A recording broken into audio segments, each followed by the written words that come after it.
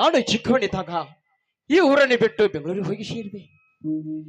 ಆಗಿನ ವಾತಾವರಣ ಈಗಿನ ವಾತಾವರಣ ನೋಡಿದ್ರೆ ಈ ಊರಿನ ಎಷ್ಟೊಂದು ಬದಲಾವಣೆ ಆಗಿ ಹೋಗಿದೆ. ಮೊದಲು ನಾನು ಮನೆಗೆ ಹೋಗಬೇಕು. ಮನೆಗೆ ಹೋಗಿ ನನ್ನ ಅಣ್ಣ ಅತ್ತಿಗೆಗೆ ಮುಖ ನೋಡಬೇಕು. ಏಕೆಂತ ಕೇಳಿದ್ರೆ ನಾನು 5 ವರ್ಷ ಮಗುವಿದ್ದಾಗ ನನ್ನ ಅಣ್ಣ ಅತ್ತಿಗೆ ಮುಖವನ್ನು ನೋಡಿದೆ. ಈ ಬೆಳೆದು ಇಷ್ಟು ದೊಡ್ಡವನಾದರೂ ನಾನು ನಮ್ಮ ಅಣ್ಣನ ಮುಖವನ್ನೇ ನೋಡಿಲ್ಲ. ನಮ್ಮ ಅಣ್ಣ ಹೊಲದಲ್ಲಿ ದುಡಿದು ಕಷ್ಟಪಟ್ಟು ದುಡಿದು ಹಣವನ್ನು ಕೊಟ್ಟು ನನ್ನನ್ನು ಕಾಲೇಜ್ ಕಲಿಸ್ತಾ ಇದ್ದಾನೆ. ಮೊದಲು ನಾನು ಮನೆಗೆ ಹೋಗಿ ಅವ್ರಿಗೆ ಭೇಟಿಯಾಗಿಬಿಡ್ತೇನೆ.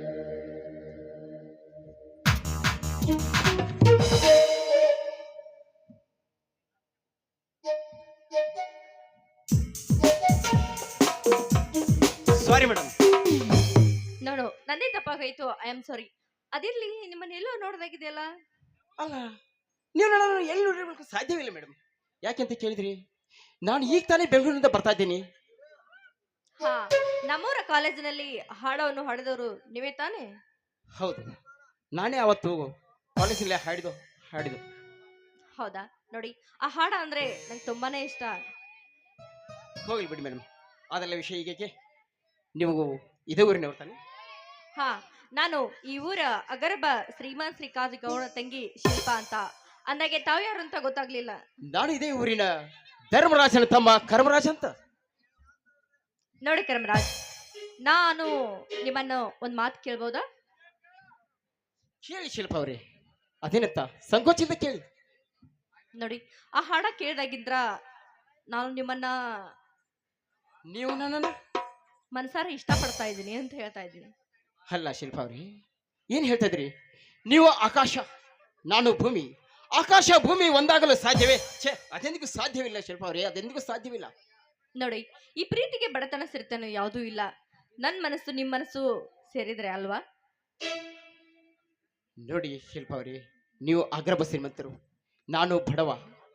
ಯಾಕೆಂತ ಕೇಳಿದ್ರೆ ಈಗಿನ ಕಾಲದಲ್ಲಿ ಶ್ರೀಮಂತರು ಬಡವರನ್ನು ಪ್ರೀತಿಸ್ತೀನಿ ಅಂತ ಹೇಳಿ ಮುಂದೆ ಮದುವೆ ವಯಸ್ಸಿಗೆ ಬಂದಾಗ ಮತ್ತೆ ತಮ್ಮ ಅಂತಸ್ತಿರ್ತಕ್ಕಂಥ ವರವನ್ನು ಹುಡುಕಿಕೊಂಡು ಮದುವೆ ಮಾಡಿಕೊಂಡು ಹೋಗುತ್ತಾರೆ. ಆ ರೀತಿ ಆಗಬಾರ್ದಂತ ನಾನು ನಿಮ್ಗೆ ಹೇಳ್ತಾ ಇದ್ದೀನಿ. ಸಾರಿ, ನನಗೆ ಲೇಟ್ ಆಯ್ತು, ನಾನು ಮನೆಗೆ ಹೋಗಿ ನಿಂತ್ಕೊಳ್ಳಿ ಕರ್ಮರಾಜ್. ನೋಡಿ, ಲವ್ ಬೇಡ, ಮದ್ವೆ ಆದ್ರೂ ಆಗ್ತೀರಾ? ನೋಡಿ ಶಿಲ್ಪ ಅವ್ರಿ, ನಾನು ಆಗಲೇ ತಾನೇ ಹೇಳಿದ್ನಲ್ಲ, ನನಗೆ ಲವ್ ಗಿವ್ ಯಾವುದೂ ಇಲ್ಲ.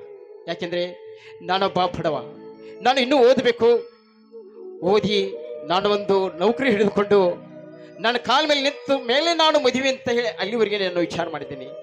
ಆದರೆ ಈಗ ತಾನೇ ನಾನು ಯಾವ ಹೆಣ್ಣನ್ನು ಪ್ರೀತಿ ಮಾಡೋದಲ್ಲ, ನಾನು ಮದುವೆ ಕೂಡ ನಿಮಗೆ ಸದ್ಯ ಆಗೋದಿಲ್ಲ. ಸಾರಿ, ಬರ್ತೀನಿ. ನೋಡಿ ಕರ್ಮರಾಜ್, ಲವ್ನು ಮಾಡೋದಿಲ್ಲ, ಮದ್ವೆನೂ ಹೋಗೋದಿಲ್ಲ ಅಂದ್ರೆ ನಾನು ಈಗಲೇ ಹೋಗಿ ಆತ್ಮಹತ್ಯೆ ಮಾಡ್ಕೋತೀನಿ.